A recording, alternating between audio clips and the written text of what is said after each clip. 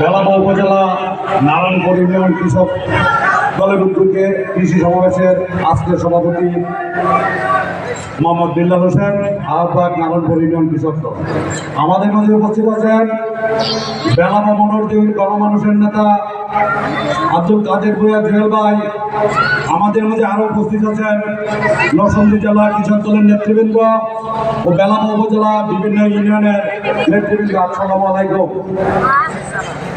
আমাদের নেতা তারেক রহমান কৃষকদের আর্থিকভাবে স্বাবলম্বী করার জন্য বিভিন্ন কর্মসূচি হাতে নিয়েছে। আমাদের দল ক্ষমতায় আসলে ইনশাল্লাহ এই কর্মসূচিগুলি বাস্তবায়ন করা হবে।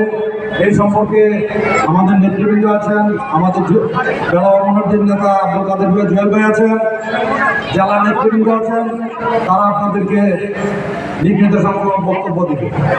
সময় স্বল্পতা, বক্তব্য সংক্ষিপ্ত করতে হবে। আমি আমার নেতৃবৃন্দদেরকে বিনীত আহ্বান জানাবো, আপনারা তৃণমূলকে মূল্যায়ন করবেন, নেতাদেরকে মূল্যায়ন করবেন। আপনাদের একটু ব্যবহারের জন্য, একটু মূল্যায়নের জন্য, যাতে তৃণমূল কষ্ট না পায়। আমি তৃণমূলের একজন কর্মী, আমার বাবা ছিলেন একজন ছাত্র কৃষক, আমি কৃষকের সন্তান। এইখানে যারা বসে আছে সবাই কৃষকের সন্তান। তাই আমি বলবো তৃণমূলের দিকে গুরুত্ব দিবেন, নেতাদেরকে মূল্যায়ন করবেন। আমি আবারও তৃণমূলের মূল্যায়ন করার জন্য বক্তব্য বলে আহ্বান রেখে আমি আমার বক্তব্য শেষ করছি। বাংলাদেশ জিন্দাবাদ, শহীদ প্রেসিডেন্ট জিয়া রহমান অমর হোক, দেশনেত্রী বেগম খালেদা জিয়া জিন্দাবাদ, তারেক রহমান জিন্দাবাদ, আব্দুল কাদের ভূঁইয়া জুয়েল ভাই জিন্দাবাদ। আসসালামু আলাইকুম।